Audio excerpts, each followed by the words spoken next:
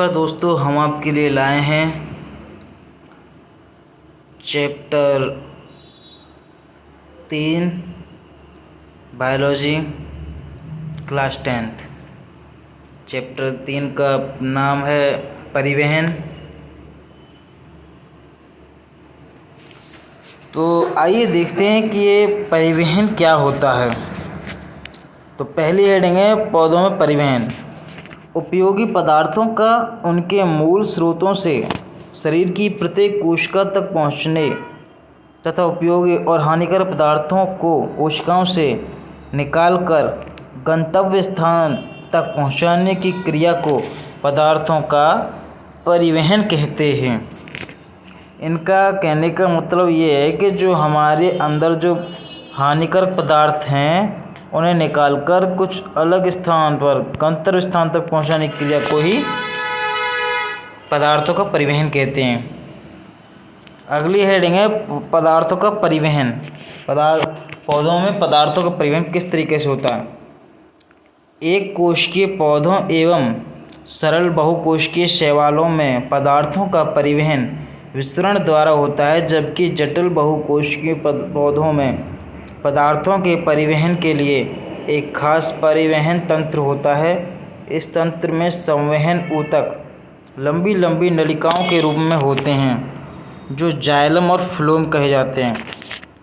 ये बहुत ही important question होते हैं कि जाइलम क्या होता है और फ्लोएम क्या होता है। ये कभी कभी पेपर में 2 नंबर में पूछे जाते हैं यूपी बोर्ड परीक्षाओं में। तो देखते हैं कि ये जाइलम और फ्लोएम होता है क्या। तो पहले देखते हैं जाइलम। जाइलम में पाई जाने वाली वाहिनियाँ मुख्य रूप से जल खनिज लवण के स्थानांतरण में सहायक होता है। ये मूल रोम द्वारा जल तथा खनिज लवण को ग्रहण कर पत्तियों तक पहुंचाते हैं। ये जड़ों से खनिज लवणों को पत्तियों तक पहुंचाते हैं। और फ्लोएम क्या होता है। फ्लोएम में पाए जाने वाली चालनी नलिकाएं पौधों के हरे भागों में निर्मित भोजन को दूसरे भागों में वितरित करते हैं। ये होता है जाइलम और फ्लोएम। कभी कभार ये पूछा जाता है कि जाइलम और फ्लोएम में अंतर बताइए। तो अंतर यही बतानी है कि जो जाइलम होता है वो हमारे मूल रोमों द्वारा जल व खनिज लवणों को पत्तियों तक पहुँचाते हैं। और फ्लोएम में जो नलिकाएं होती हैं पौधों के हरे भरे भागों में निर्मित भोजन को दूसरे भागों में वितरित करती हैं। आगे चलते हैं वाष्पोत्सर्जन। वाष्पोत्सर्जन क्या होता है। पौधों के वायवीय भागों से जल का रंध्रों द्वारा वाष्प के रूप में निष्कासन की क्रिया को वाष्पोत्सर्जन कहते हैं। ये 2 नंबर में पूछा जाता है कि वाष्पोत्सर्जन क्या होता है। तो पौधों के वायवीय भागों से जल का रंध्रों द्वारा वाष्प के रूप में निष्कासन की क्रिया को वाष्पोत्सर्जन कहते हैं।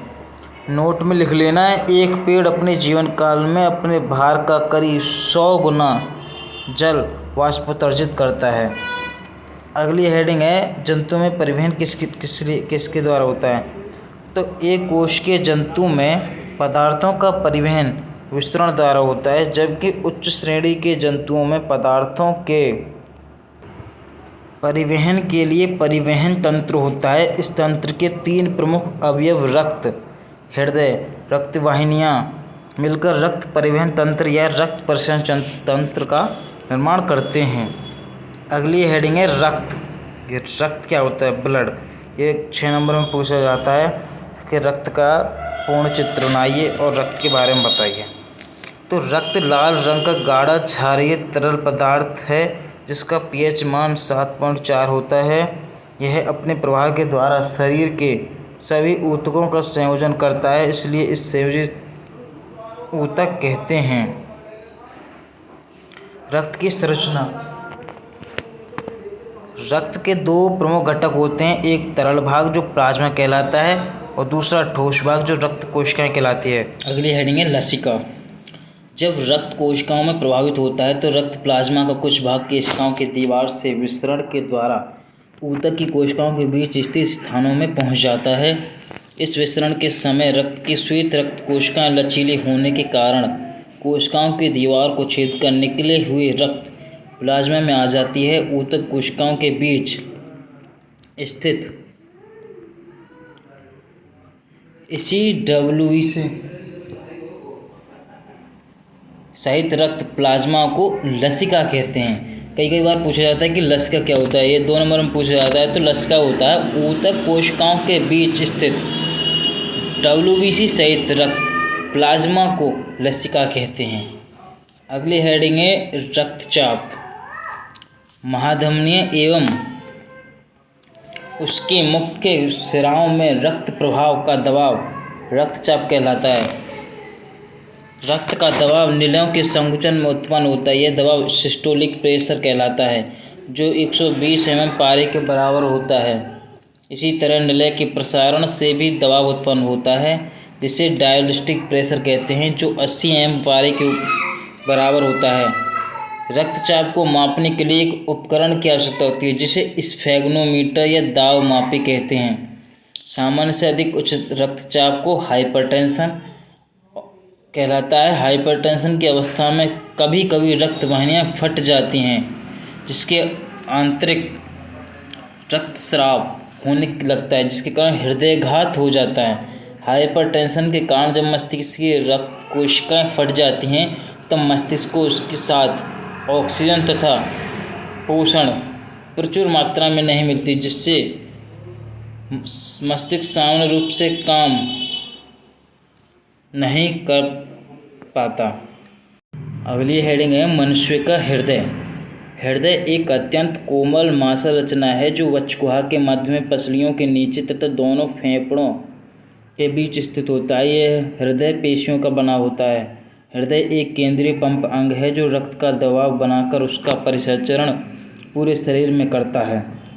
यह आकार में हमारी मुट्ठी के बराबर होता है। हृदय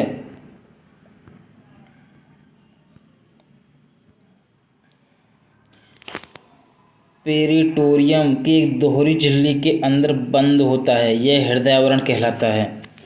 दोनों झिल्लियों के बीच की गुहा पेरिकार्डियस गुहा कहलाता है, जिसके अंदर पेरिकार्डियस द्रव्य भरा होता है, जो हृदय के बाहरी आघातों तथा से बचाता है। मनुष्य तथा मैमूलीय वर्ग सभी जंतुओं के मध्य में 4 वेश्म होते हैं, जिन्हें दायालिंद, बायालिंद, दायानिलय और बायानिलय कहते हैं। आलिंद तथा निलयों को एक चौड़ी पट्टी विभाजित होती है, जिसे विभाजिका कहते हैं। विभाजिका के आगे भाग को अंतरालिंद भित्ति तथा पीछे के भाग को अंतरानिलय भित्ति कहते हैं। अंतरानिलय भित्ति अंतरालिंदा भित्ति की अपेक्षा मोटी होती है। दायां आलिंद दायानिलय के एक छिद्र द्वारा खुलता है, जिसे दायां आलिंद निलय छिद्र कहते हैं। दायां आलिंद दायानिलय एक छिद्र द्वारा खुलता है, जिसे दायां आलिंद निलय छिद्र कहते हैं। इस छिद्र पर त्रिदलीय कपाट होता है, जो रक्त को दायां आलिंद से दायानिलय में ले जाता है, परंतु उसे वापस नहीं आने देता। इसी प्रकार बायां आलिंद बायानिलय में एक छिद्र द्वारा खुलता है, जिसे बायां आलिंद निलय छिद्र कहते हैं। बायां आलिंद निलय छिद्र कहते हैं। इस छिद्र पर द्विदलीय कपाट होता है, जो रक्त को बाएं आलिंद से बाएं निलय में ले जाता है, परंतु उसे वापस नहीं आने देता। दायां निलय से फुफ्फुस चाप निकलता है, जहां 3 अर्धचंद्राकार बल्ब होते हैं। 3 अर्धचंद्राकार बल्ब होते हैं। इस बाल्ब के कारण रक्त दायां निलय से फुफ्फुस चाप में जाता है, जो आगे चलकर फुफ्फुस धमनी में बढ़ जाता है,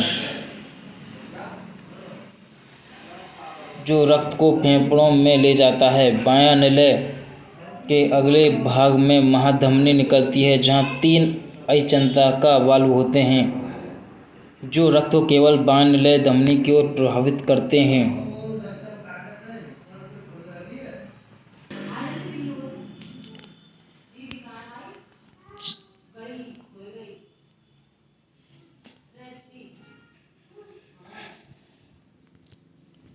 जहाँ 3 अचंद्राकार बल्ब होते हैं, जो रक्त को केवल बाएं निलय महाधमनी की ओर प्रभावित करते हैं। महाधमनी रक्त को फेफड़ों को छोड़कर शरीर के अन्य भागों में ले जाता है।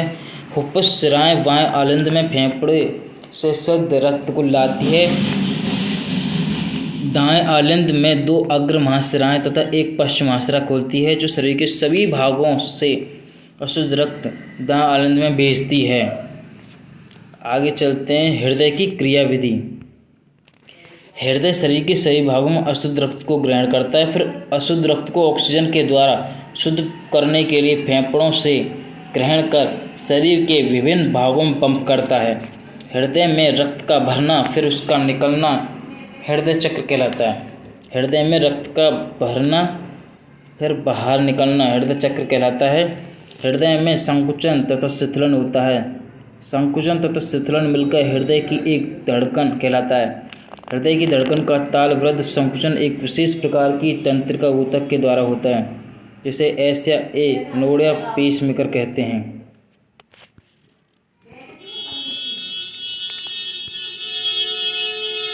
ये है आपके मानव हृदय का दृश्य।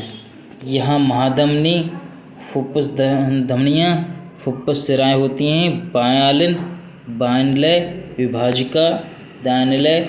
शरीर के निचले भाग में महाशिराएं जो होती हैं ये हैं दाएं आलिंद, महाशिरा। शरीर के ऊपरी भाग से जो महाशिरा होता है वो ये होता है। आगे चलते हैं, आगे क्या होता है, रक्त वाहिनियाँ।